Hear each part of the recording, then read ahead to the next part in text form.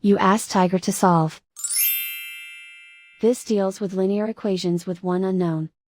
The final result is x equals -7/5. Let's solve it step by step. Group all x terms on the left side of the equation. Add 3x to both sides. Group like terms. Simplify the arithmetic.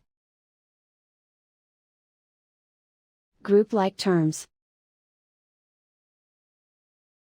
Simplify the arithmetic.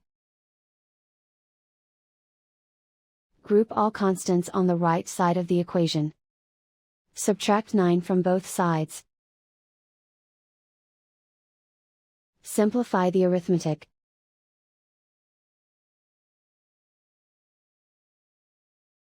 Isolate the x.